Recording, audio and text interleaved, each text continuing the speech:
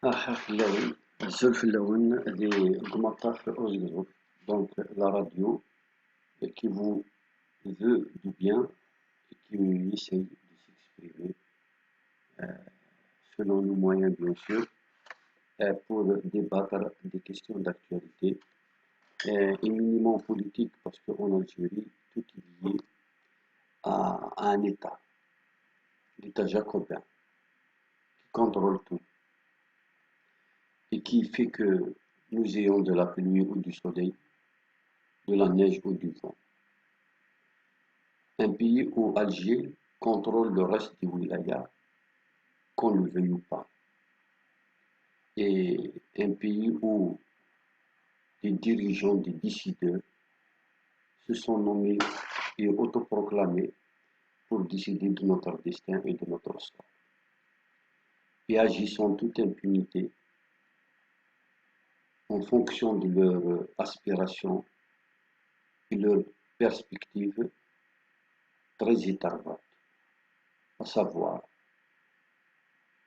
dans l'intérêt d'une oligarchie qui représente à peine 13 à 14% de la population algérienne. Nous venons de vivre un événement tragique et c'est d'ailleurs pour ça que j'essaierai de dire un mot.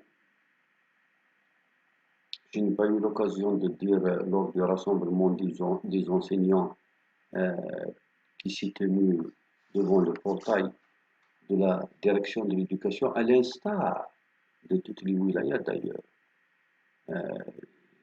C'est un mouvement qui a vraiment fait l'unanimité au point que, malgré les compositions, tous les enseignants de plusieurs syndicats, à leur tête le CNAPES, le syndicat avant-gardiste, a donc initié un rassemblement à l'honneur de ces pauvres enseignantes dont le destin et le sort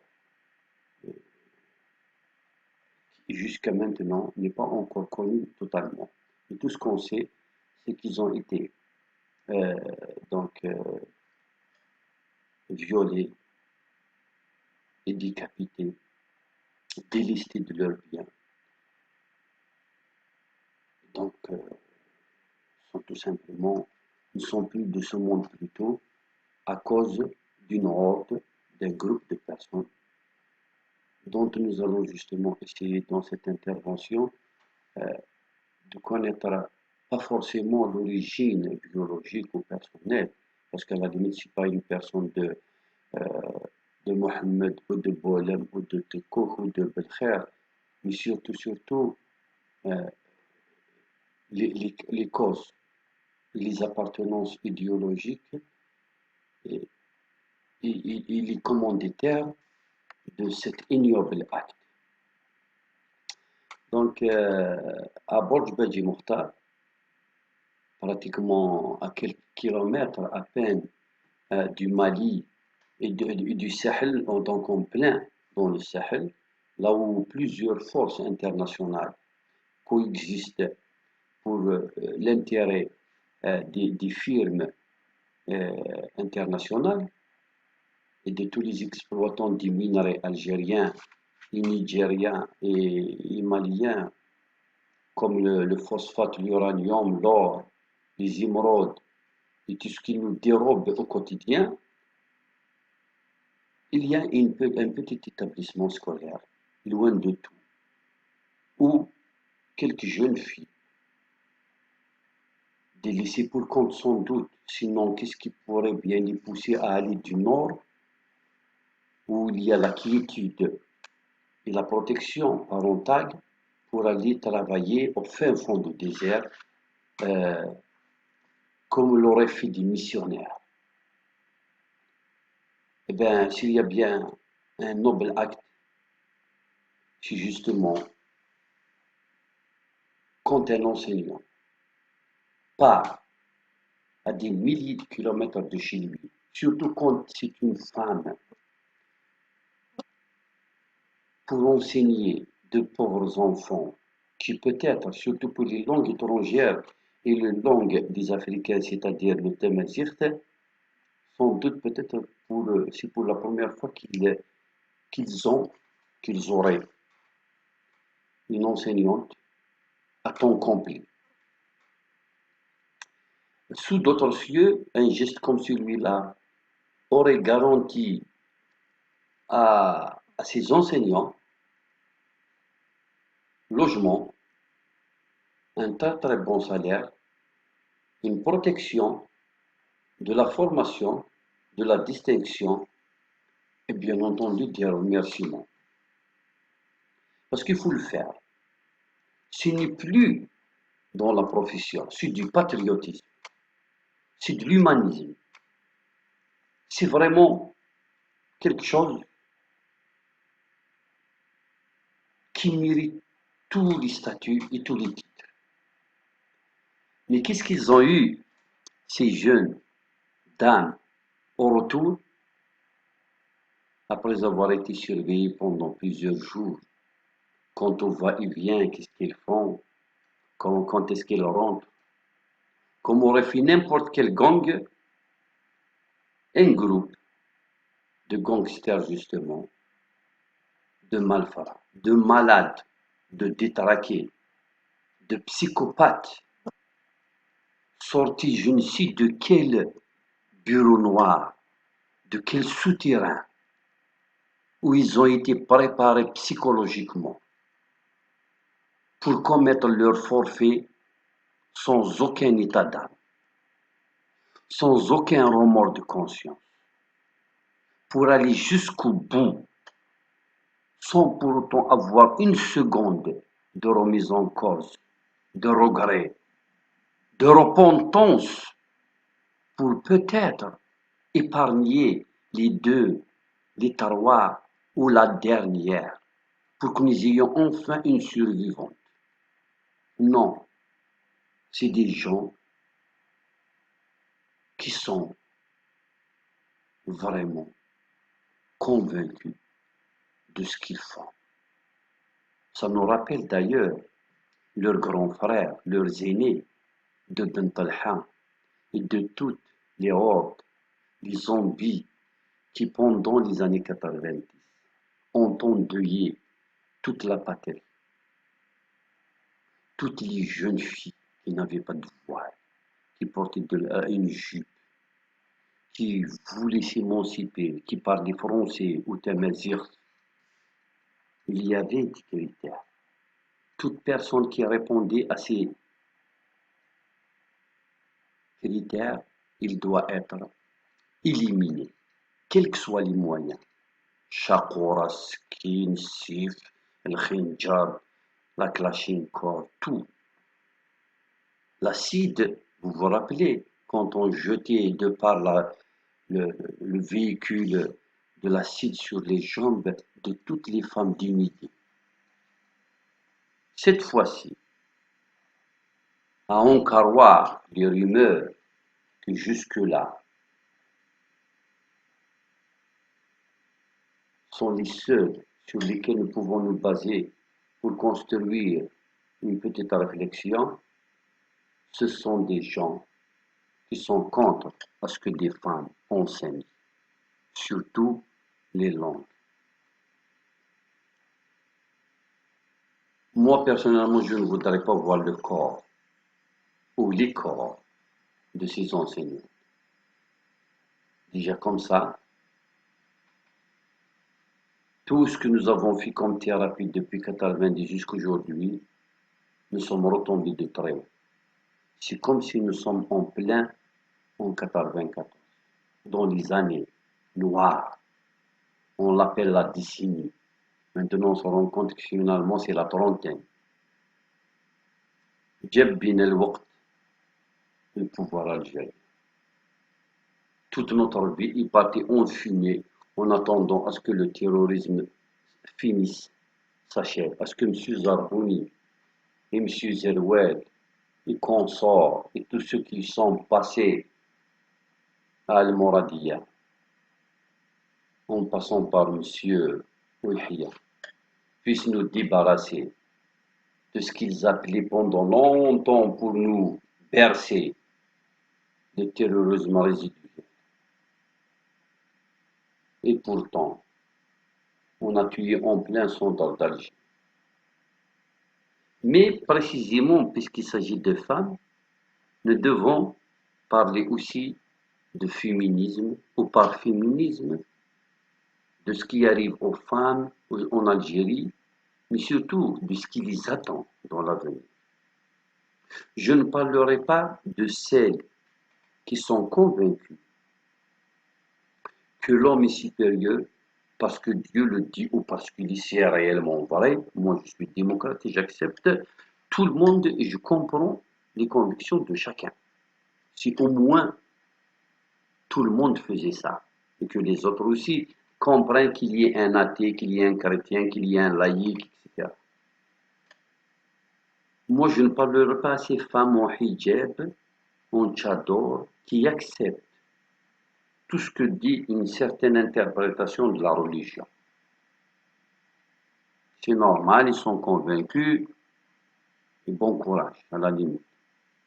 Moi, je parlerai de ces personnes qui appartiennent à ce projet de société que nous partageons tous, où il y aurait réellement l'émancipation et l'épanouissement de la gente féminine au même titre, ou le mieux possible à côté de celle de l'homme. La gente masculine et la gente féminine vont évoluer en citoyens dans une société moderne. Et que chacun fasse ce qu'il veut dans le cadre de ce que lui accordent les lois de la République, c'est-à-dire ses libertés individuelles. Ces femmes, ce n'est pas pour la première fois qu'elles se sont faites torturer, violer et décapiter.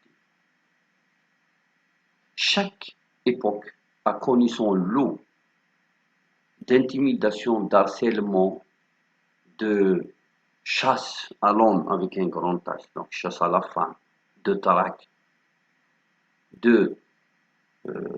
d'intimidation pour pousser à l'exil, comme ça a été le cas de Taussa Amrouche qui a voulu revenir et qui a voulu participer à tout ce que avaient essayé d'organiser les autorités algériennes, mais en vain.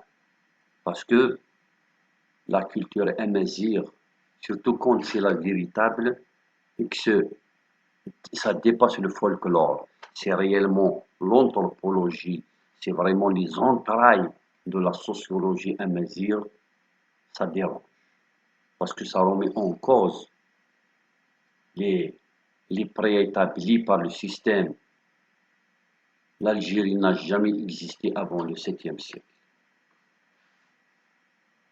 Les actrices.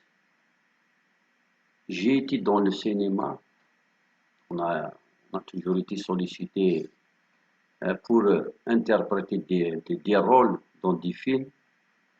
Nous avons toujours assisté à des problèmes de recrutement d'actrices. Je me rappelais même que l'œuvre, enfin la biographie, donc la vie de Farman Sommer, la rebelle, la révolutionnaire, l'opposante à l'invasion de l'Empire français, avait été interprétée par une franco-libanaise, pour laquelle il a fallu du sang colossal pour qu'on lui apprenne à parler le kabyle, au point que nous avons appelé le film La Farman Souria.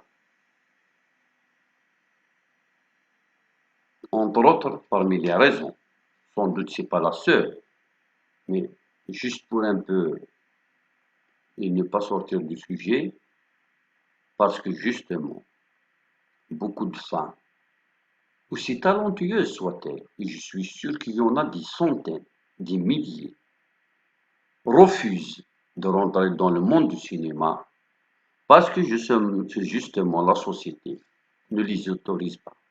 Et qu'il y a encore cette pression imposée par un État jacobin, parce que ça a fait Daoula. Le pouvoir a imposé une certaine culture. La femme ne doit pas s'émanciper. Et puis, ce n'est pas seulement ça. Même pendant les réformettes de Boutef, quand il a vu, voilà, je vais anticiper, je vais citer directement les raisons pourquoi il a libéré la femme en lui accordant euh, des postes au niveau donc augmenter le taux, le nombre de députés femmes de la l'APN. Il l'a pas fait de bon gré, ni parce qu'il voudrait l'émancipation et l'épanouissement de la gente féminine. Il l'a fait parce que les femmes sont plus dociles, sont plus manipulables. Enfin, en théorie, il dit ça. Ceci dit, il y a des femmes qui vergazinent, qui dépassent de loin euh, certains hommes. Mais en théorie, c'est normal qu'il pense comme ça. Et de toute façon, il n'a pas agi seul. Les bureaux noirs du DRS regorgent de grands psychiatres, sociologues et de tous les gens qui sont fins dans leur observation, ils sont lucides dans leurs analyses. Et ils lui ont sans doute conseillé ça. D'ailleurs, ça a payé. Mais il ne l'a pas fait pour eux. Sachant qu'il y a absentéisme et dissidence, enfin le terme dissidence, parce que le pouvoir nous voit comme ça, dissidence de la part des citoyens algériens euh, par rapport à l'abstention, par rapport au refus de la participation, et puis le ras-le-bol général du peuple, non pas seulement vis-à-vis des Ahzab al-Moualat et al-Nizam, mais même les acolytes et tous ceux qui sont dans la périphérie, c'est-à-dire pratiquement presque la totalité de l'opposition. Il a donc eu l'ingénieuse idée d'augmenter le nombre de députés femmes à la PN, mais beaucoup plus pour mieux les manipuler. Et d'ailleurs, regardez le résultat 20 ans après.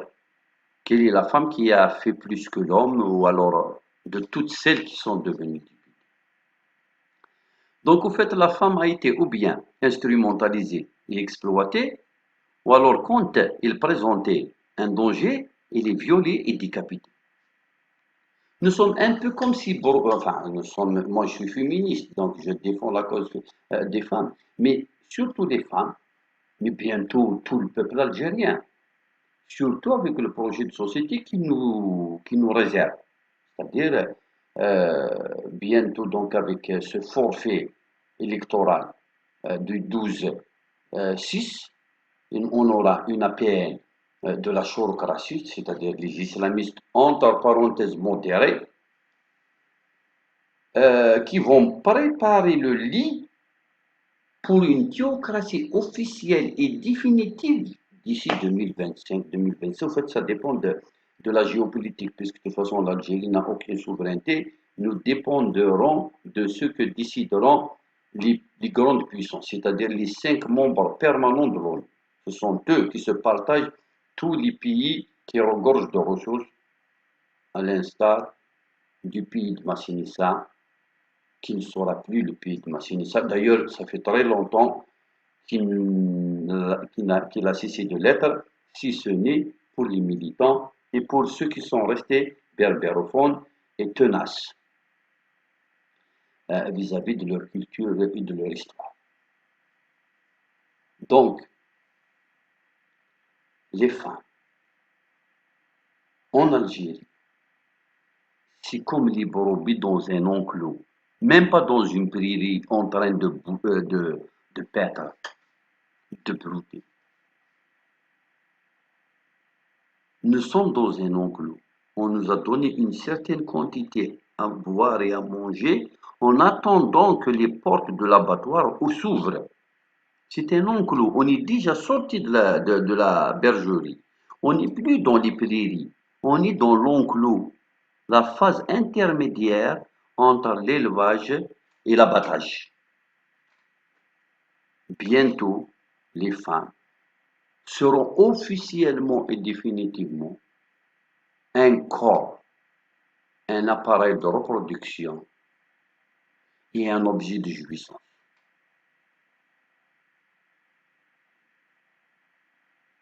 Quand ils sont très jeunes, déjà comme ça, les femmes d'un certain âge n'auront plus ni l'honneur ni le privilège d'être considérées.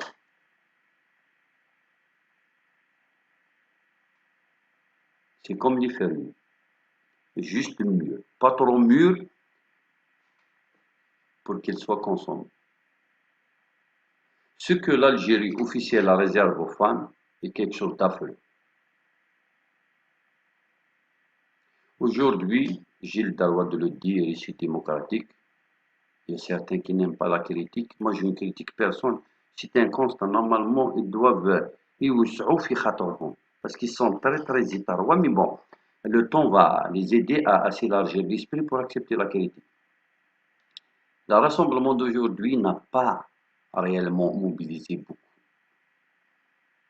Par rapport au nombre d'adhérents et par rapport au côté tragique de cette histoire, je devais normalement, je m'attendais à trouver du monde. Je suis arrivé en retard parce que j'avais ramené 2 journalistes femmes qui avaient couvert l'événement. Je devais avoir normalement du monde à partir de l'arrêt de Boukhara. Et que les gens devaient remonter jusqu'au CM, enfin jusqu'à l'ITHT même, l'école hôtelière. On avait du monde, certes, mais ce n'était pas suffisant. Où est-ce qu'ils sont passées toutes ces femmes qui auraient pu être à la place de celles qui viennent de Ronderland, à bord du Beji Mokhtar? Où est-ce qu'ils étaient toutes ces enseignantes, toutes ces directrices, tous ces fonctionnaires, tous ces proviseurs femmes, toutes ces secrétaires, tous ces employés de toutes sortes? Normalement, ce rassemblement devait réunir même autres corporations. Personne n'avait fait un barrage pour filtrer ce que tu es enseignant ou pas.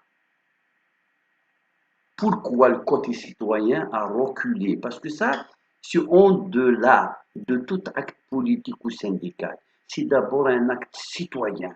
Il faut dire non parce que ça va vers quelque chose de dramatique. L'extrême droite en Algérie, pour être clair et net, l'extrême droite en Algérie qui s'est nourrie sous tous les régimes, qui n'a rien à voir avec l'Algérie, surtout par rapport à son patriotisme. Ils n'ont jamais défendu ni l'Algérie, ni son histoire, ni surtout ses intérêts. Ils ont été avec les Turcs, avec les Français, avec les Espagnols. Ils se sont engraissés à travers les âges. Nous les avons maintenant, c'est une oligarchie. Nous les connaissons, c'est une famille. Il y a une généalogie. Nous les connaissons, sont un peu partout à travers toutes les wilayas. Et ce sont eux les véritables vaguemestres de cette oligarchie tentaculaire au niveau mondial. Et qui obéissent à l'œil et au doigt de ce que leur dictent les capitales occidentales. Et qui ont notre destin entre leurs mains. Un enseignant qui touche à peine 40 000 dinars, 50 000 dinars, au mieux 60 000 dinars pour l'IPES, qui à chaque fois est toujours le dernier à quitter le marché pour voir où est-ce qu'on peut faire une affaire pour avoir un dessert à moins cher parce que c'est les derniers de la caisse, ils peuvent nous le solder. On est toujours dans les magasins de la fripe et nous sommes toujours en train de voir où est-ce qu'on peut faire l'affaire pour offrir les habits à nos enfants. Il est encore une fois menacé dans sa vie, dans sa chair, dans son existence. Nous sommes dans quel monde? Et vous trouvez le moyen, mes chères dames, de ne pas venir à un rassemblement historique. Bon, il est historique, mais on aurait pu faire mieux. Avec ce que nous venons de faire aujourd'hui, on a fait juste sauver l'honneur. On n'a pas été dans le sensationnel. D'ailleurs, il n'y a aucune chaîne étrangère qui a passé l'heure. Parce qu'on n'a pas été, malheureusement, il n'y a que le nombre avec lequel nous pouvons nous imposer et imposer notre parole.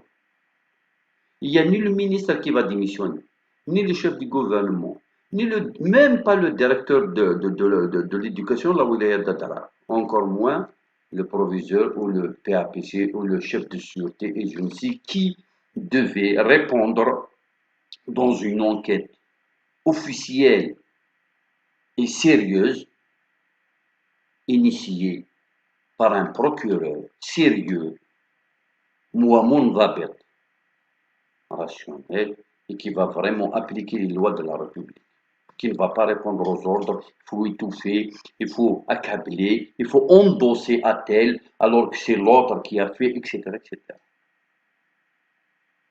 Avec le rassemblement que nous avons fait un peu partout au niveau national, tout ce qu'on a fait, c'est sauver l'honneur, c'est sauver la face.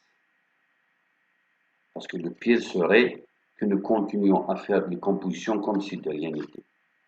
Terrassé.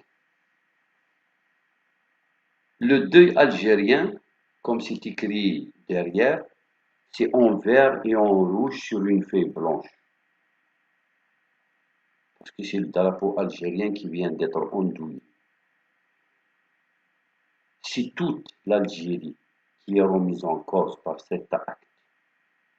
Il n'y a aucun pays, enfin, certains pays, République bananière, ici, par-ci, par-là, en Afrique noire, mais c'était les temps des guerres civiles, Boko Haram, des groupes comme ça, incontrôlables, etc. Oui, mais sommes-nous au même niveau sécuritaire que ces pays en guerre civile? Le pouvoir a-t-il l'honnêteté de reconnaître ça? L'Algérie, pays émergent. Émergent en quoi? Par la terreur et l'inflation? Émergent par la barbarie? Par la répression? Par les emprisonnements injustes et arbitraires? Par les assassinats? Nous, les enseignants, nous sommes agressés par nos propres élèves. On est agressé verbalement. Ça, c'est presque une loi. Normalement, il devait faire partie du manuel. L'élève a le droit d'insulter l'enseignant parce qu'il n'y a pas un enseignant qui n'entend pas des obscénités, surtout certains élèves. Ceux qui n'ont pas encore 17 ans, nous sommes obligés de les retenir à l'école. Voilà. Et puis, à chaque fois, c'est un compromis, nous et l'administration. Il faut essayer de les isoler, on n'a pas le choix, la loi nous interdit, etc. On se fait agresser verbalement, on se fait insulter, on assiste à des choses à l'intérieur de la classe. Ensuite, quand on essaie de la etc., moi je suis un enseignant, je dois m'imposer, je suis le maître de la classe, on me menace pour m'agresser dehors. Il y a des intimidations dehors. Madergaz Arjouzina, tu n'es pas un homme, je vais te ramener, quelques copains, ils vont t'agresser, acte fort, etc. On fait la chaîne à la poste pour recevoir notre salaire. La dernière fois, dans une poste, pour ne pas la nommer, je suis une faveur, le fait il m'a fait un signe. Tu peux attendre un peu, peut-être que on pourrait te donner tes 30 000 dinars. J'étais sidéré. C'est la première fois que j'ai vécu ça. Vous n'allez pas imaginer qui m'a donné ces 30 000 dinars. J'ai rempli le chèque. Je l'ai déposé. J'attendais à ce que les gens viennent verser l'un sa facture d'électricité, l'autre sa facture d'eau, l'autre la pénalité parce qu'il a eu une amende, l'autre un procès parce qu'il n'a pas mis de ceinture de sécurité, et les gens venaient payer. Le peuple versait de l'argent dans les caisses de l'État, jusqu'à ce que l'employé a ramassé les 30 000 dinars. Bon, c'est des chiffons, c'est des billets tout à fait déchirés. D'ailleurs, c'est des billets de 500 dinars. Les 30 000 dinars, je les ai eus en billets de 500. Il m'a dit, euh, voilà, vous n'êtes pas contre. Il voulait que je lui dise non, moi je ne prends pas les 500 dinars parce qu'il a d'autres amis, parents à elle, à quelle heure. Et j'ai sauté sur l'occasion, je sais que le lendemain, je n'aurai même pas les 500 dinars. Je lui ai dit oui, oui, je prends et je compte même pas. Et c'est comme ça que j'ai eu mes 30 000 dinars. C'est-à-dire, s'il n'y avait pas de personnes qui ont payé leurs factures, je n'aurais jamais ce salaire. Pourtant que j'ai mérité avec tout ce que nous vivons au quotidien dans notre chair, dans notre corps et dans notre condition d'enseignement. Voilà donc le drapeau, plutôt le tablier blanc qui doit cesser d'être blanc, parce qu'on n'est plus blanc. Nous avons été meurtris. Des camarades, des collègues à nous, des Algériens. Ça aurait pu être mon épouse, ça aurait pu être ma soeur, ça aurait pu être ma nièce, ça aurait pu être une cousine, une voisine. Les gens qui pensent que terrasser, un jour, ça leur arrivera. Et sans doute, ils ne trouveront personne à leur côté. Le rassemblement d'aujourd'hui devait accueillir des centaines de milliers de personnes. Si cette petite vidéo pourrait servir à quelque chose, rattrapez-vous, corrigez-vous, vous, ces femmes qui ne sont pas sorties aujourd'hui.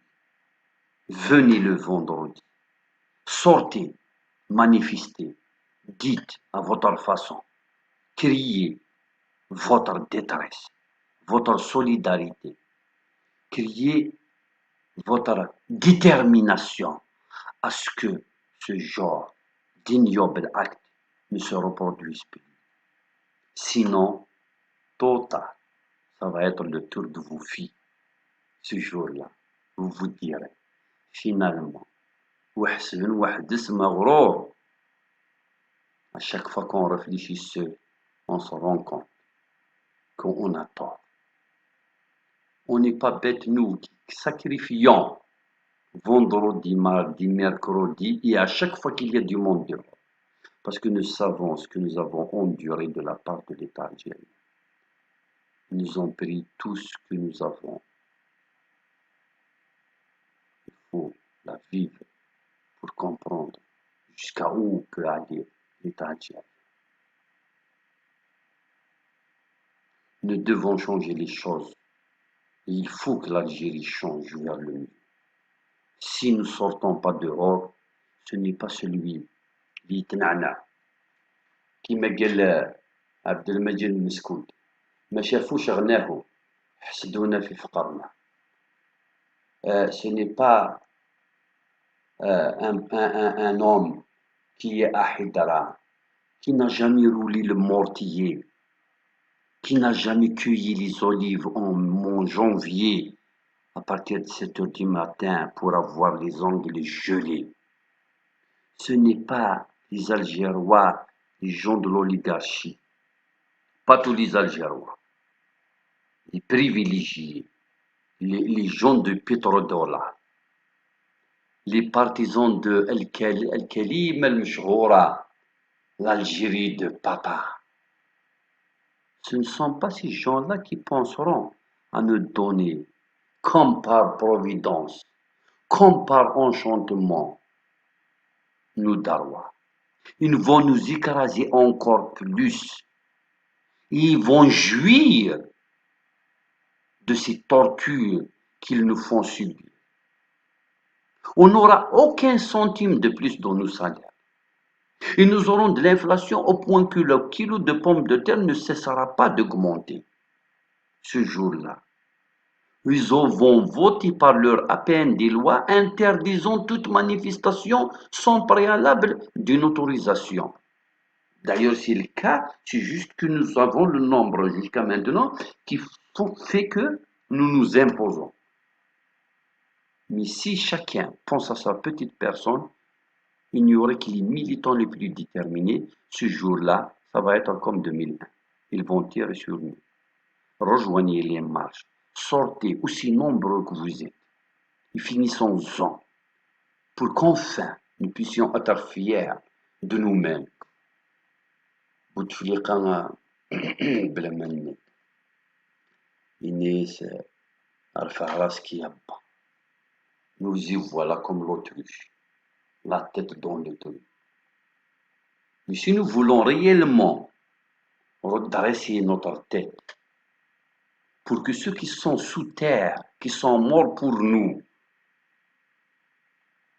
soient fiers de nous et cessent de se retourner dans leur tombe, nous devons prendre le taureau par les cornes et dire « Je n'accepterai pas à ce que quelqu'un vienne, je le dépasse en tout, il me viole et il me coupe en morceaux, il me vole quelques sous que j'ai mis de côté pour que je puisse, quand j'aurai le temps de remonter chez moi dans le nord, je puisse acheter une robe pour ma mère et des chaussures pour une petite sœur.